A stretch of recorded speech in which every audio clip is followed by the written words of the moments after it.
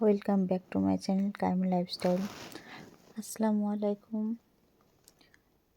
সবাই কেমন আছো? আশা করি সবাই ভালো আছো। আজকের চলে এসেছি এই শীতের দিনের সকালে নতুন একটা রেসিপি নিয়ে, নতুন একটা ভিডিও নিয়ে তোমাদের সঙ্গে শেয়ার করতে। এই রেসিপিটা হচ্ছে শিম আলু ভাজা। এখন এই শীতের সময় অনেক রকম সবজি উঠেছে, অনেক রকম সবজি পাওয়া যায়। এই সব সবজি আমি যেভাবে আজকে শিম আলু ভাজা করব, এটা কিন্তু রুটি বা পরোটার সঙ্গে খুব ভালো লাগবে খেতে। গরম গরম শিম আলু ভাজা আর গরম গরম রুটির সঙ্গে এরকম সবজি ভাজি, সবজির তরকারি খেতে, নতুন নতুন সবজির তো মজাই আলাদা, টেস্ট আলাদা। রুটির সঙ্গে পরোটার সঙ্গে জাস্ট জমে যায়। তো যাই হোক, কথা বলতে বলতে আমি শিম আলুগুলো কুটে বেছে পরিষ্কার করে মাটির চুলায় রান্না করতে চলে এলাম। তো আমি চুলার মধ্যে কড়াই বসিয়ে দিয়ে তার মধ্যে পেঁয়াজ ও কাঁচা লঙ্কা দিয়ে ভালো করে নেড়ে চেড়ে নিচ্ছি। যতক্ষণ না ব্রাউন কালার হয় ততক্ষণ আমি পেঁয়াজটা ভাজতে থাকবো। তো পেঁয়াজটা আমার এখানে ব্রাউন কালার হয়ে এসেছে।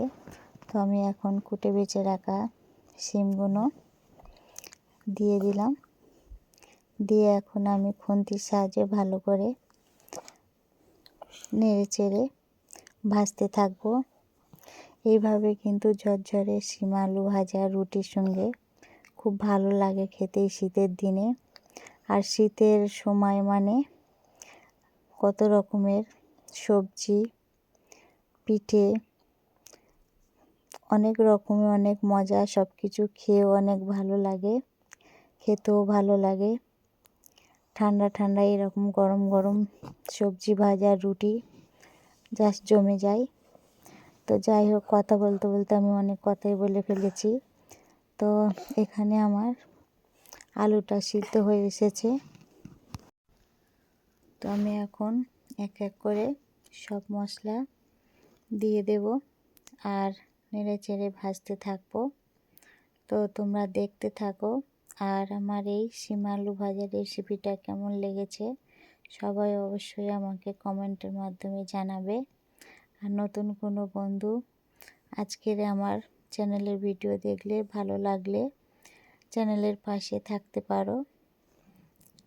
আর যেসব পুরনো বন্ধুরা আমার রেগুলারই ভিডিও দেখে লাইক কমেন্ট করে, আর তাদের কাছে অনুরোধ, যদি ভিডিওটা খুব ভালো হয় তাহলে বন্ধুদের মাঝে, পরিবারের মাঝে শেয়ার করে তাদেরও এই ভিডিও দেখার সুযোগটা তৈরি করে দিও।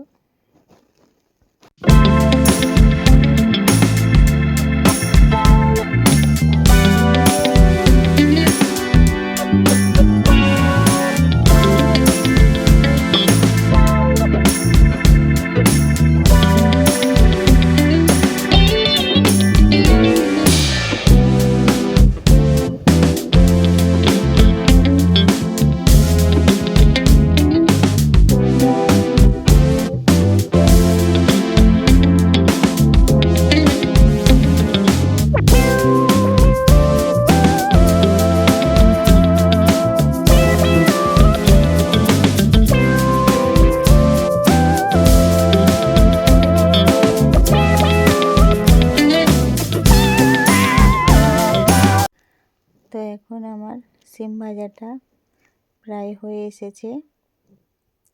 তো এইরকম কিন্তু ঝরঝরে শিম ভাজা গরম গরম ভাত, রুটি বা পরোটার সঙ্গে কিন্তু দারুণ খেতে লাগে। তো আমার এই শিম ভাজার রেসিপিটা কেমন হয়েছে সবাই অবশ্যই জানাবে, জানাতে ভুলবে না। আর তোমরা কিন্তু বাড়িতে একবার এইভাবে ট্রাই করে দেখবে। হ্যাঁ, তবে সবাই কিন্তু রান্না করতে পারে, তারপরেও এক একজনের রান্নার এক একটা কোয়ালিটি থাকে। তো আমি সামান্য বেশি ভালো রান্না করতে পারি না, তো যতটুকুই পারি তোমাদের মাঝে শেয়ার করি। তো যাই হোক, এখন আমি জিরা ও ধনিয়ার গুঁড়া দিয়ে দিয়েছি ফ্লেভারটা সুন্দর আসার জন্য। তো আজকের ভিডিওটা এই পর্যন্ত। ভিডিওটা যদি কোনো অংশে ভালো লেগে থাকে তাহলে কিন্তু বন্ধুদের মাঝে বা আত্মীয় স্বজনদের মাঝে শেয়ার করার অনুরোধ রইল।